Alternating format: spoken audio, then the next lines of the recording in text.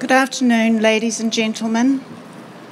Tēnā koutou, tēnā koutou, tēnā koutou katoa, shalom. I am not Jewish, nor am I Israeli. I am a Maori New Zealander and a friend of Israel. I am here today to stand with Israel and to remember those whose lives have been lost in this conflict. As a mother, I grieve with the mothers and fathers who have lost children. I grieve with the Palestinian mothers who have lost young ones. I grieve with the Israeli mothers who have lost sons who fought bravely to defend their country. As we watch this battle unfold, we are grieved and saddened, but we are also indignant. So many have made hasty judgments on this conflict based on what the media has chosen to present.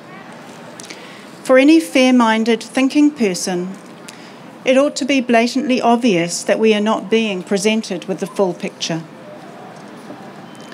One knows that news reports are biased and unbalanced. When they begin, Israeli bombardment of Gaza continues, but then fails to mention that Israel is bombing in response to rockets that have been fired, that Hamas has repeatedly violated ceasefire agreements, that more than 20,000 rockets have rained down on Israel over the last 9 years. The background and the context are repeatedly ignored.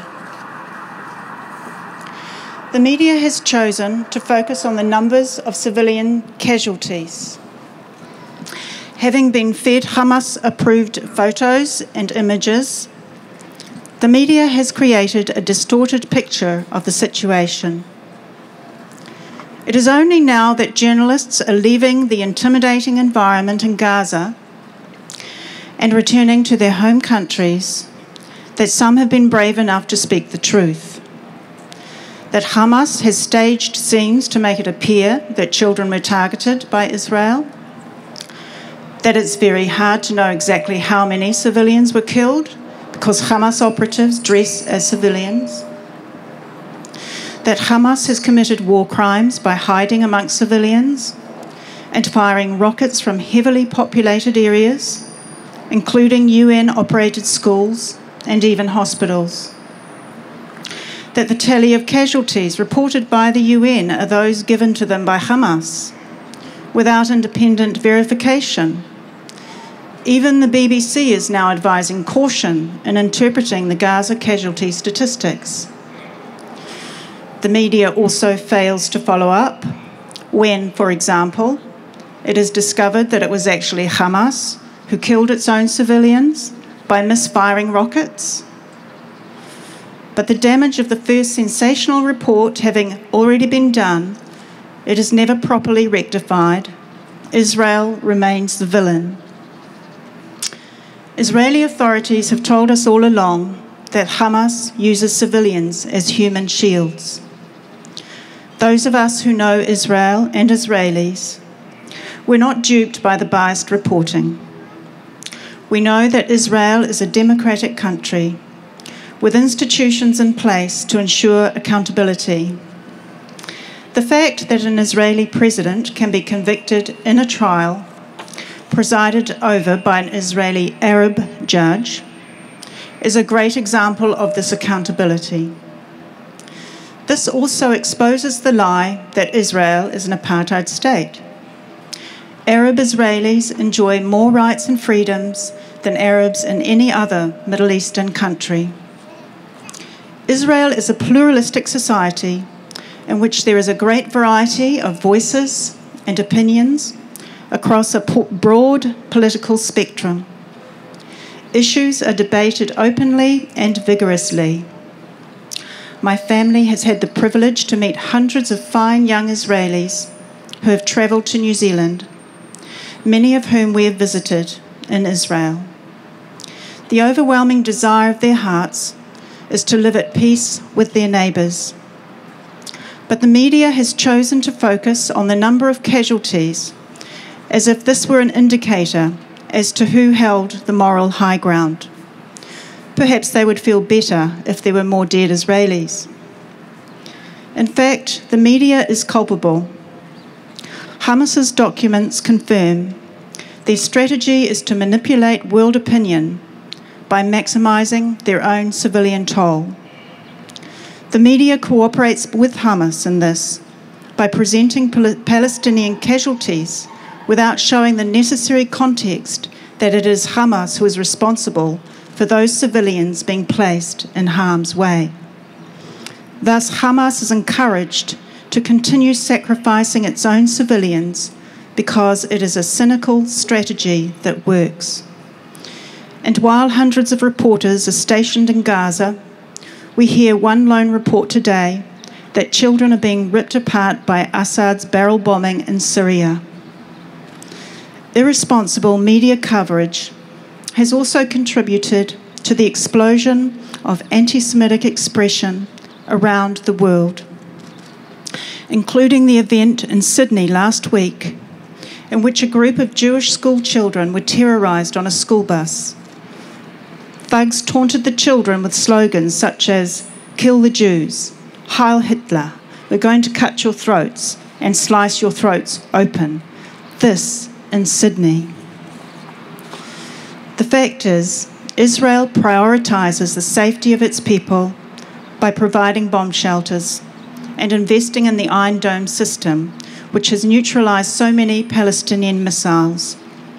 Meanwhile, Hamas performs its double war crime, firing indiscriminately at Israeli civilians whilst hiding amongst its own civilians.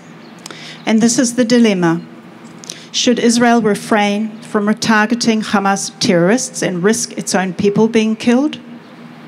The Israeli government is doing what any responsible government must do. She is protecting her citizens. The IDF has done more than any other army in the history of warfare to minimise civilian casualties in enemy territory. If the issue were really the number of civilians killed, why are we not hearing an outcry over the thousands of innocent Christians and other minorities being killed in Iraq as we speak? Where is the outcry over the hundreds of thousands that have been killed in Syria over the past couple of years? Where is the outcry over the hundreds being killed by Boko Haram in Nigeria right now? There are Christian children right now being beheaded by ISIS in Mosul, Iraq, and their heads put on a stick. Where is the international outrage?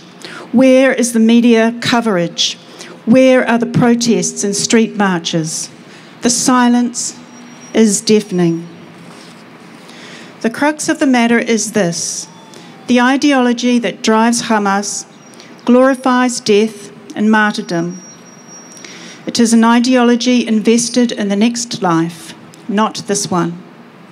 It is an ideology intent on establishing an Islamic caliphate in which there will be no room for infidels, no room for Jews. This is the real motivation behind Hamas's attack on Israel. This is not about so-called occupation. If it were, then why did Gazans not seize the opportunity to create a flourishing society when Israel withdrew fully from Gaza in 2005? Instead of establishing a thriving economic base, they poured millions of dollars of aid money into building a terrorist enclave. The ideology driving Hamas is the same one motivating other Islamic groups around the world, such as ISIS in Iraq, Boko Haram in Nigeria.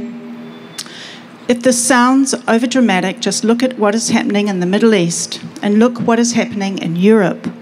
Let us not be so naive as to think it will end there. Israel is only the little Satan. America is the great Satan. And then there's the rest of the civilized world.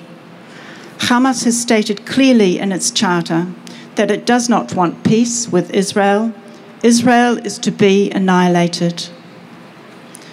As a Maori, I stand with a nation that protects the rights of all ethnic groups. As a woman, I stand with a nation in which women are treated with dignity and respect and enjoy opportunity and freedom. As a Christian, I am grateful for a shared spiritual heritage, and I stand with a people whose gifts and calling are irrevocable. I stand with a nation that allows freedom of a religion and respects the holy sites of all religions. As a Kiwi who likes to see a fair go, I stand with a nation that is at the forefront of a fight for democracy, freedom, civilization, and life. For all these reasons and more, let us together declare our support for Israel and stand with her at such a time as this.